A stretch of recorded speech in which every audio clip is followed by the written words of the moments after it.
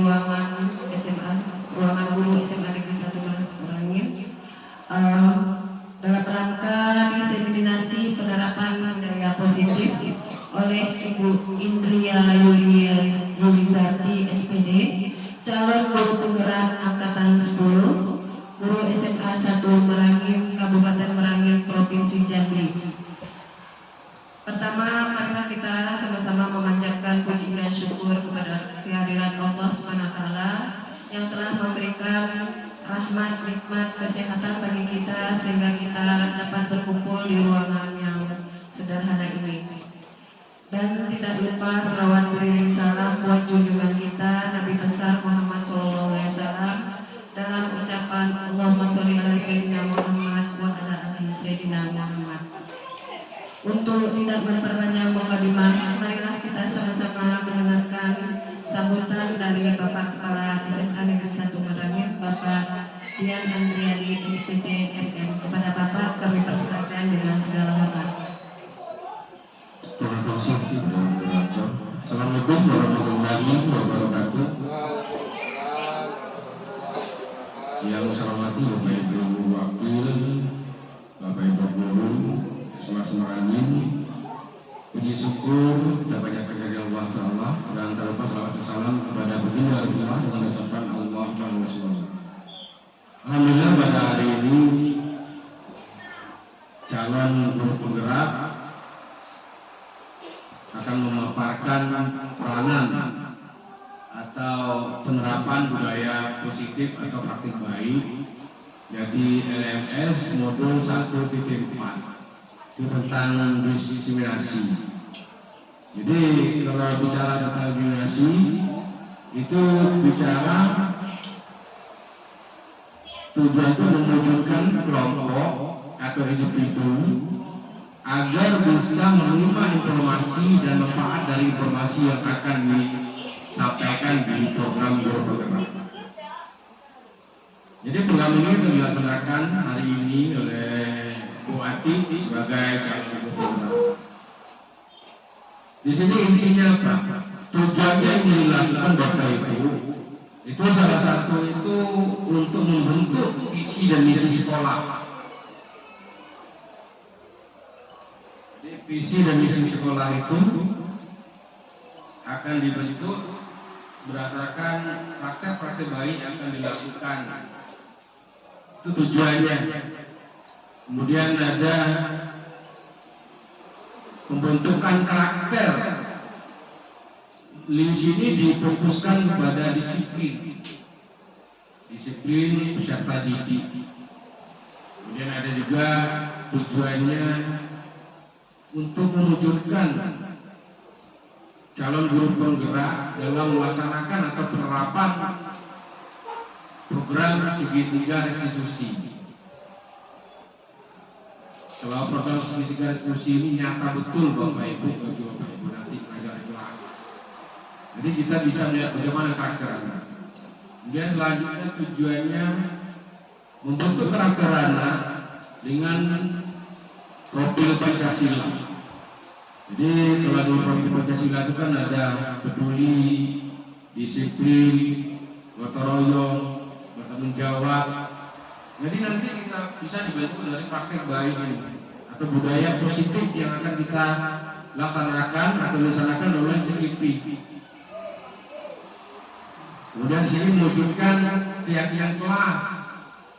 Jadi Bapak Ibu guru nanti ketika di kelas bisa menerapkan itu. Perjanjian yang sudah disepakati dengan guru dengan siswa, mudah-mudahan siswa akan bisa melaksanakan. Dan yang terakhir bisa mewujudkan 75% profil Pancasila yang saya sebutkan di atas tadi, seperti peduli, disiplin, gotong royong, dan bertanggung jawab. Jadi kalau tidak menggunakan atau praktik baik itu tidak ada.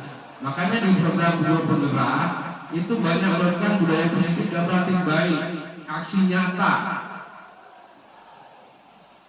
Mudah-mudahan nanti selanjutnya untuk calon guru penggerak angkatan 11 yang program ini akan belajar Bapak Ibu.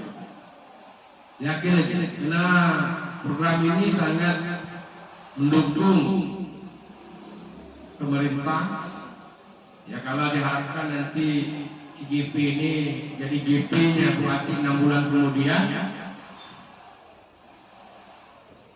bonusnya pulang sekolah dengan pengawas.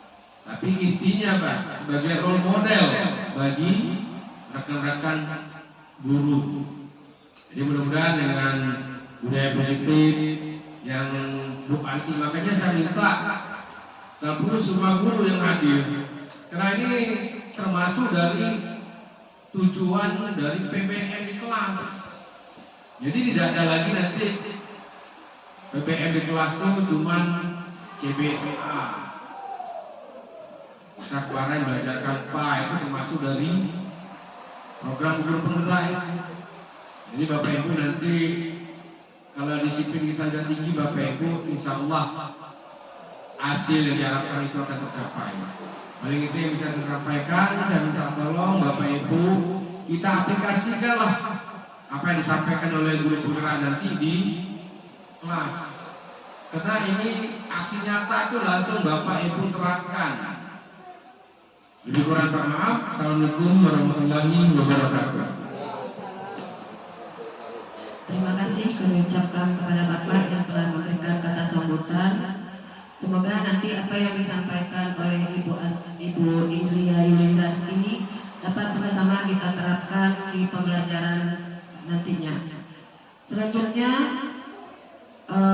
kepada Ibu Indria Yulizarti SPD kami persilahkan untuk menyampaikan diseminasi penerapan budaya positif. Kepada Ibu, waktu dan tempat kami persilahkan.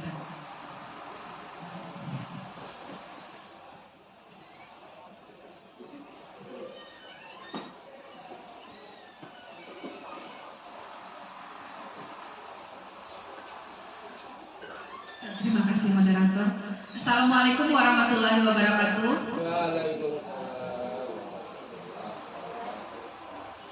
Seperti yang disampaikan oleh moderator dan Bapak Kepala Sekolah bahwa saya Indria Rizakti, calon guru penggerak angkatan 10 Kabupaten Merangin Provinsi Jambi akan melaksanakan diseminasi tentang penerapan budaya positif. Namun sebelum materi ini saya sampaikan, izin Bapak Ibu untuk membuka WA sebentar. Saya mau memberikan beberapa pertanyaan. Ada link yang saya berikan di grup. Mohon Bapak Ibu untuk mengisi itu dulu sebentar. Ada beberapa pertanyaan.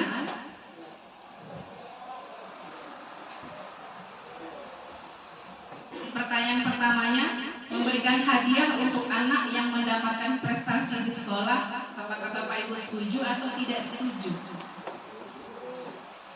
Ya, silakan diklik setuju. Ya, langsung Bapak muncul. Sabar ya, ditunggu. Enggak, tidak berubah. Ya, setuju, masih setuju, masih tidak ada yang tidak setuju.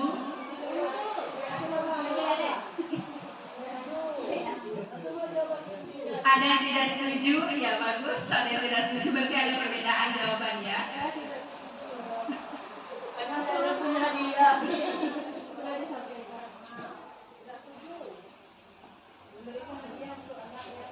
Ya, memberikan hadiah untuk anak yang mendapatkan prestasi di sekolah. Ada lagi? Lanjut pertanyaan kedua. Hukuman adalah salah satu cara untuk mendisiplinkan siswa. Masih jaringan. Next. Lari mengelilingi lapangan basket 2 kali karena terlambat hadir di sekolah. Itu termasuk hukuman atau konsekuensi?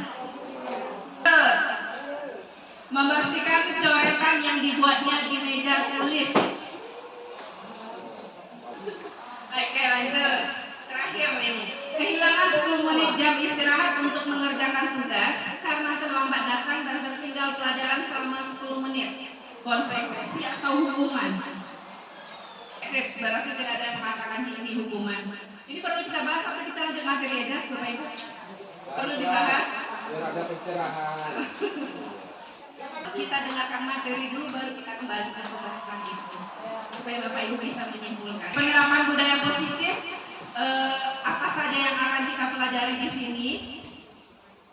Tujuan kegiatannya adalah supaya calon guru penggerak dapat menyampaikan pembelajaran dari penerapan konsep inti dari modul budaya positif serta pemahaman mereka mengenai konsep-konsep inti dalam modul budaya positif. Nah, apa saja yang akan kita pelajari pada budaya positif? Yang pertama, perubahan paradigma belajar. Yang kedua, disiplin positif. Yang ketiga, nilai-nilai kebajikan. Yang keempat, kebutuhan dasar manusia. Yang kelima, motivasi perilaku manusia. Posisi kontrol guru, keyakinan kelas, dan terakhir segitiga restitusi. Seperti yang dibilang oleh Bapak Kepala Sekolah tadi. Kita masuk bagian yang pertama. Pembelajaran dengan paradigma baru.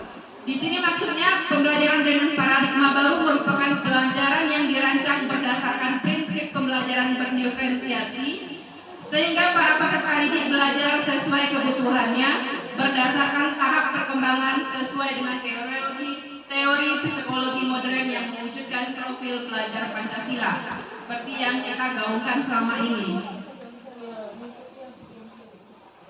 Nah, miskonsepsi tentang teori kontrol yang selama ini kita anggap itu benar, ternyata itu sebenarnya hanya ilusi. Ilusi bahwa guru bisa mengontrol murid, kita mengatur murid, itu sebenarnya tidak bisa, tidak boleh. Terus ilusi bahwa semua penguatan positif, efektif, dan bermanfaat. Tidak semuanya positif Bapak Ibu, tidak semuanya efektif Bapak Ibu. Terus yang ketiga, ilusi bahwa kritik dan membuat rasa bersalah mampu menguatkan karakter. Itulah gara-gara kamu ngerjain ini, ibu kena marah kepsek. Itu tidak efektif kita laksanakan, membuat anak merasa bersalah atas apa yang terjadi dengan kita. Terus yang terakhir, ilusi bahwa orang dewasa berhak memaksa. Ini pun juga tidak terhadap siswa, terhadap anak di rumah. Terkadang kita sering memaksakan kehendak. Contoh kemarin waktu siswa mengumpulkan dia mau ngambil jurusan apa, kata mama aku harus ambil ini. Nah, sama kata ayah saya harus kuliah di matematika. Tapi alhamdulillah kita ketemu di sini. Nah, disiplin positif menurut Diani Gosen, kata disiplin berasal dari kata disiplina yang artinya belajar. Kata disiplin berasal dari akar yang sama dengan kata discipel atau murid atau pengikut. Untuk menjadi seorang murid atau pengikut, seseorang harus paham betul alasan mengapa mereka mengikuti suatu aliran atau ajaran tertentu.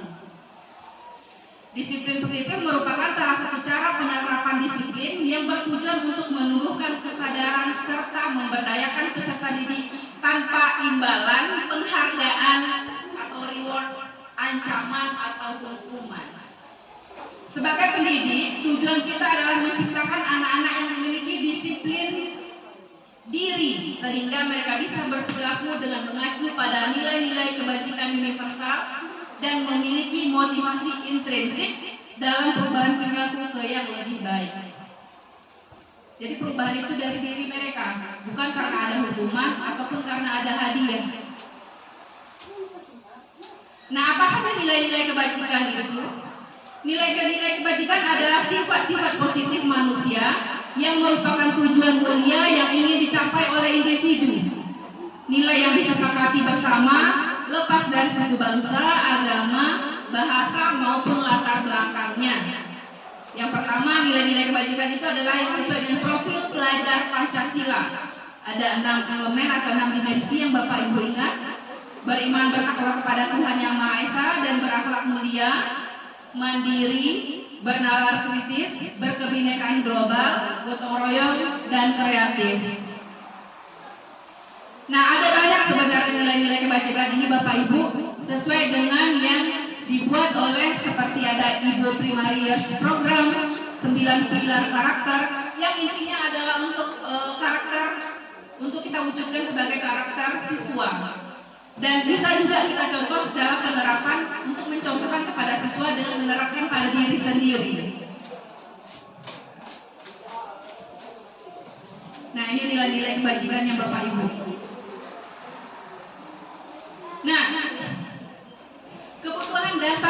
manusia. Nah, perhatikan foto berikut. Ini foto saat belajar dengan saya sendiri. Ada siswa yang lagi tidur. Ini juga tidur. Dan saya disebutkan kelas berapa, Bu Lis? Nah, ini juga sedang tidur. Ini juga ini sedang entah apa yang dikerjakannya yang di bawah. Jadi sedikit bercerita Bapak Ibu. Setiap saya masuk hari Kamis di kelas ini, anak ini selalu izin ke kamar mandi. Dan dia selalu izin ke kamar mandi, kadang 2 kali. Nah, ketika saya ngajar jam terakhir di kelas sebelahnya, masih di hari Kamis, dia juga keluar ke kamar mandi. Nampak kan lewat. Jadi dibilang sama kawannya yang di 10-2, di kawannya yang 10-2 dia bilang, dia memang sering ke kamar mandi, Bu. Kadang dalam sehari itu 5 kali. Mungkin bisa jadi memang pencernaannya bermasalah, karena kita tidak tahu. Karena setiap dia ke kamar mandi di jam saya itu dia memang minjam sendal, berarti dia memang geser. Tapi kita nggak tahu ya, karena setiap sekalinya dia memang ke kamar mandi. Itu kebutuhan dasar, nggak mungkin dia menahan. Nah, ini juga Bapak Ibu ingat anak ini sudah tidak ada lagi di sini. Ini jam sebelum pelajaran ini matematika, sebelum ujian akhir berlangsung, dan memang siswa ini hanya 5 orang yang tinggal di kelas. Bapak Ibu tahu siswa ini seperti apa? Tahu. Ini di jam mau pulang, waktu itu paginya hujan, makanya mereka pakai jaket seperti ini. Pas mau pulang dia bilang, Bu, tolong foto kami. Dia minta difoto. Berarti dia itu kebutuhan ya. Kebutuhannya minta diakui. Nah, jadi ada 5 kebutuhan dasar menurut Dr. William Glasser dalam bukunya Choice Theory. Apa saja yang 5 itu? Yang pertama, kebutuhan bertahan hidup atau survival.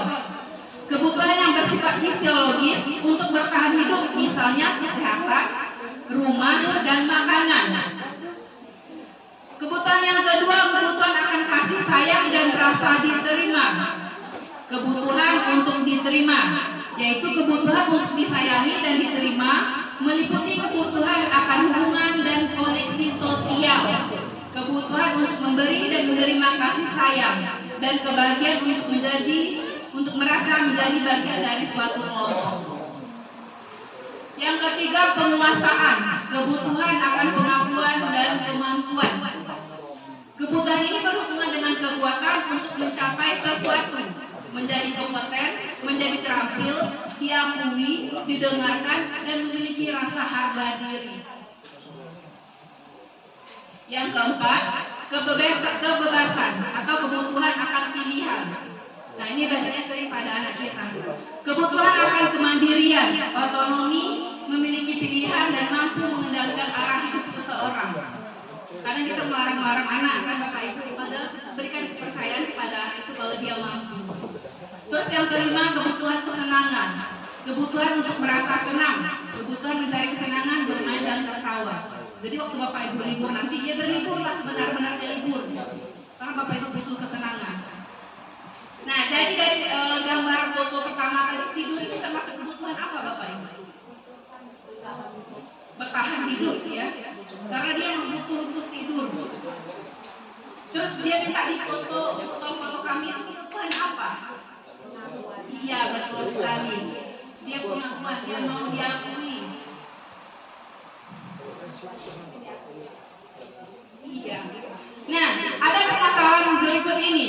Ibu Ambar, wali kelas 2A di SD Pelita Hati. Sengaja saya ngambil soal anak SD. Bapak Ibu masih ingat nggak waktu SD seperti apa? Sedang bingung menghadapi ulas salah satu murid di kelasnya, Doni. Beberapa anak di kelas 2A telah datang padanya dan mengeluhkan Doni yang seringkali meminta bekal makan siang mereka dengan paksa. Menurut Bapak Ibu, kira-kira apa alasan Doni melakukan hal itu? Apakah kebutuhan bertahan hidup, kasih sayang dan rasa diterima, penguasaan, kebebasan, atau kesenangan? Tadi kata Bu Desi usil, kata Bu Lis lapar, kata Bu Sri kesenangan. Kita lihat penelaahnya.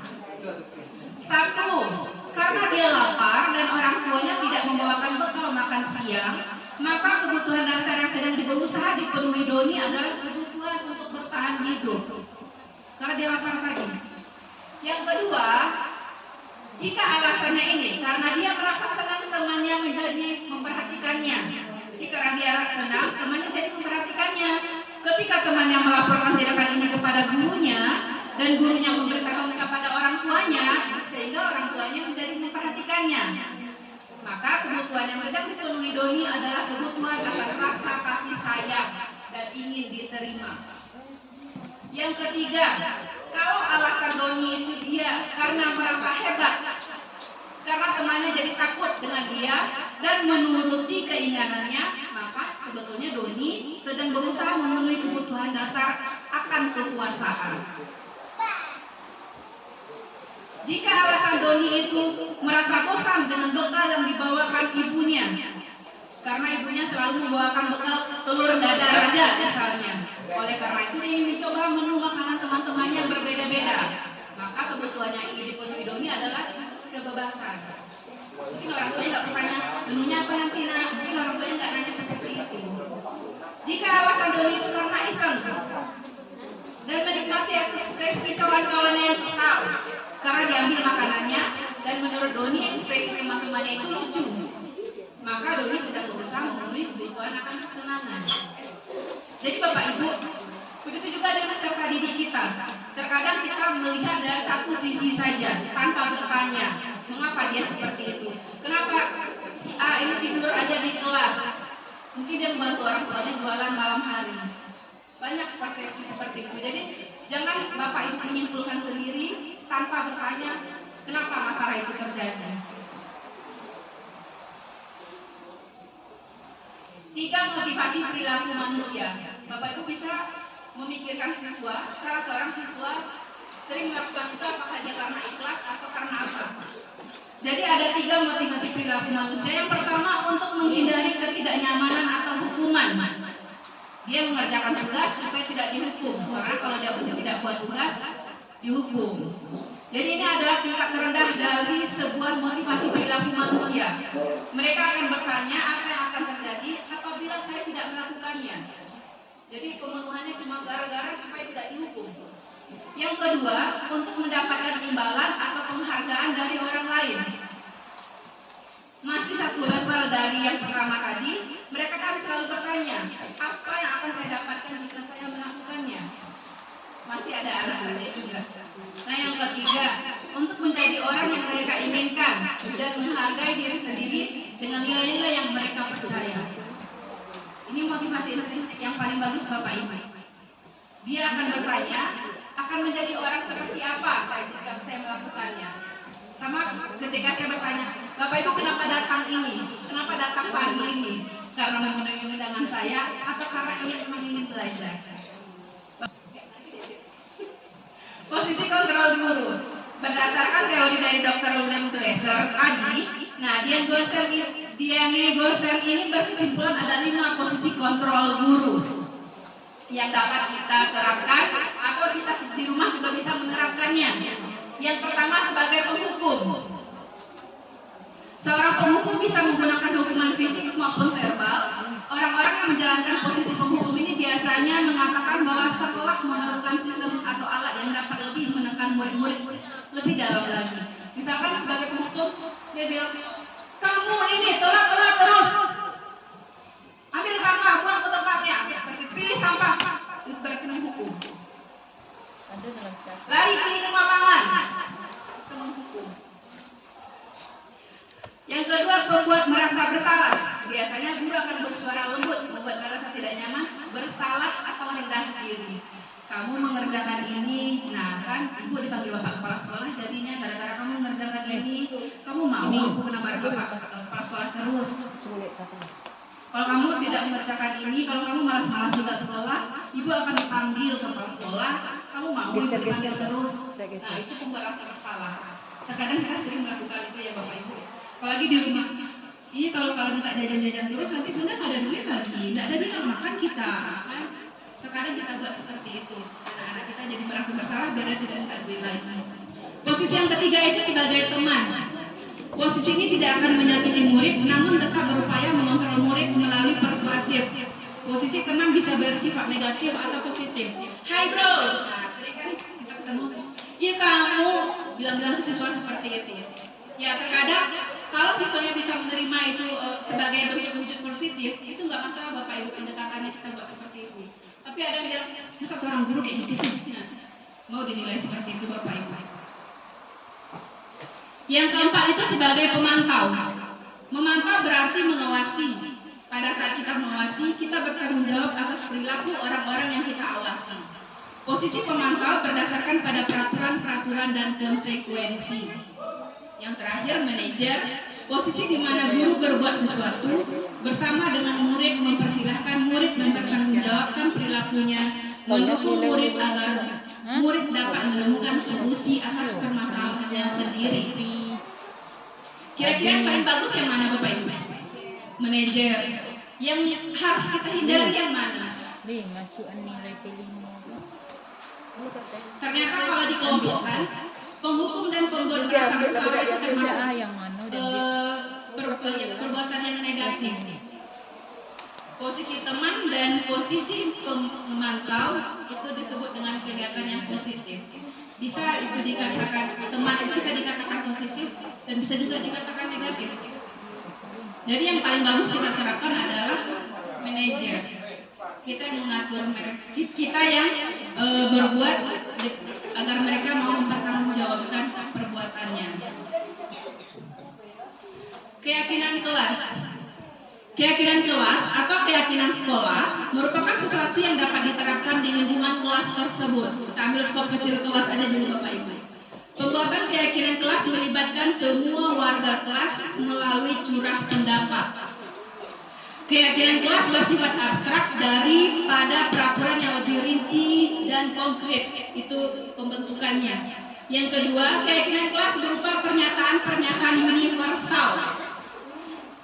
Yang ketiga, pernyataan keyakinan kelas senantiasa dibuat dalam bentuk positif. Jadi jangan ada yang menggunakan kalimat jangan bermain HP. Jangan itu kata-kata negatif Bapak Ibu. Ganti aja. Simpan HP selama belajar dengan Bu Desi. Itu keyakinan dengan Bu Desi berarti.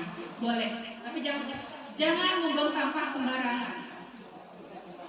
Buanglah sampah pada tempatnya. Keyakinan kelas hendaknya tidak terlalu banyak sehingga mudah diingat dan dipahami semua warga kelas. Keyakinan kelas sebaiknya sesuatu yang bisa diterapkan di lingkungan tersebut. Semua warga kelasnya ikut terlibat dalam pembuatan keyakinan kelas dan bersedia meninjau keyakinan kelas dari waktu ke waktu.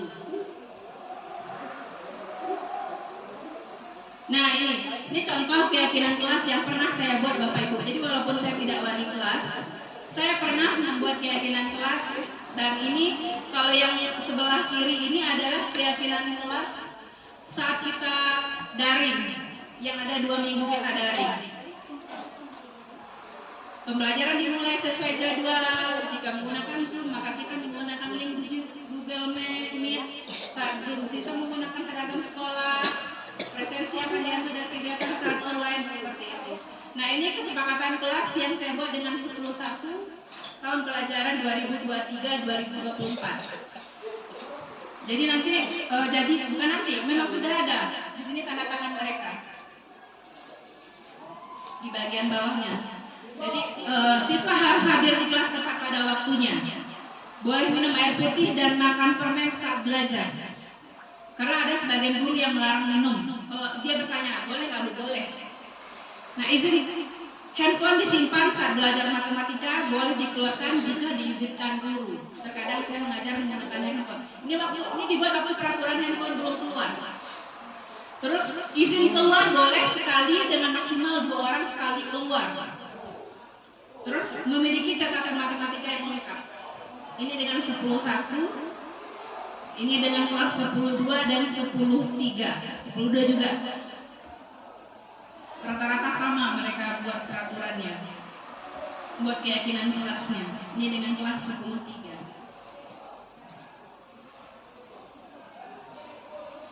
Nah, segitiga restitusi. Langkah-langkah penerapan segitiga restitusi. Nah, ini yang sering dibilang oleh Bapak Kepala Sekolah. Yang pertama, menstabilkan identitas. Yang kedua, validasi tindakan yang salah. Yang ketiga, menanyakan keyakinan. Kita lihat sebentar Bapak Ibu, seperti apa saya pernah membuat segitiga restitusi ini.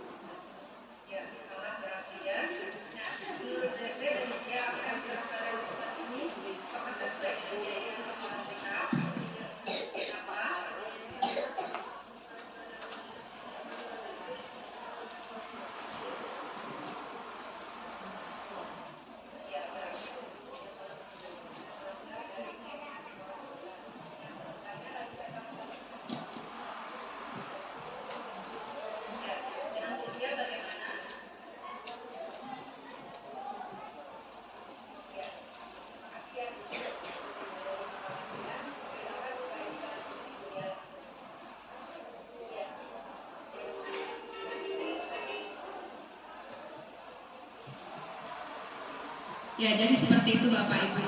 Ya, pasti Bapak Ibu pikirnya ini settingan, memang ini settingan. Jadi saya mencoba menerapkan segitiga restitusi itu seperti apa.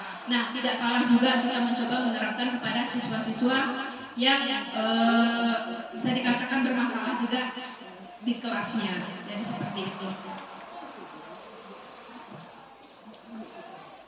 Nah, murid dengan keunikannya masing-masing memiliki kemampuan masing-masing, memiliki permasalahannya masing-masing, mempunyai cara berbeda dalam memandang sesuatu.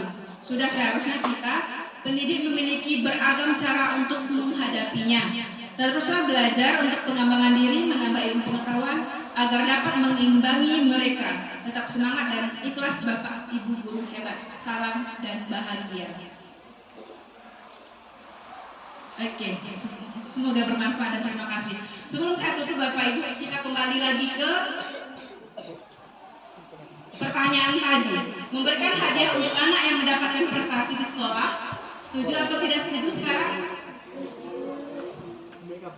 Setuju? Setuju?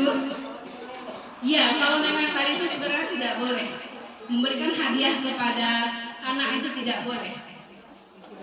Makanya pro dan kontra kemarin kami waktu belajar, kita ketika anak juara 1 umum kita beri reward bebas uang SPP selama 6 bulan, ternyata itu nggak boleh. Tapi itu bisa menjadi kesepakatan sekolah, bisa kita jadikan itu boleh, karena itu program dari sekolah. Sama kayak juara-juara. Oh, tukeran kado, kirain juara. Oh, nggak apa-apa, tukeran kado berarti itu memang kesepakatan kelas ya. Yang tidak boleh itu sebenarnya memberikan hadiah itu seperti ini. Kalau kamu bisa juara 1 atau siapa juara 1 di sini, ibu berikan hadiah. Jadi motivasinya itu bukan dari dalam, motivasinya karena hadiah. Jadi sebisa mungkin kita membuat anak itu melakukan sesuatu itu bukan karena hadiah, tapi karena memang dia ingin. Hukuman adalah salah satu cara untuk mendisiplinkan siswa. Iya, tidak setuju. Karena kan kita tidak boleh menghukum. Anak terlambat pasti ada alasannya. Lari mengelilingi, lari mengelilingi lapangan, hukuman atau konsekuensi? Iya, hukuman. Membersihkan coretan yang dibuatnya di meja tulis itu hukuman atau konsekuensi? Iya, konsekuensi. Kehilangan 10 menit jam istirahat untuk mengerjakan tugas karena terlambat datang dan tertinggal pelajaran selama 10 menit. Konsekuensinya. Jadi konsekuensi itu berarti mereka sudah tahu mereka akan menerima itu. Jadi dari awal Bapak Ibu, apalagi tahun ajaran baru nanti, kita buatlah keyakinan kelas seperti apa supaya kita bisa menerapkan hingga 1 tahun ke depan. Oke Bapak Ibu, semoga bermanfaat. Mohon maaf atas segala kekurangan. Saya tutup dengan Assalamualaikum warahmatullahi wabarakatuh.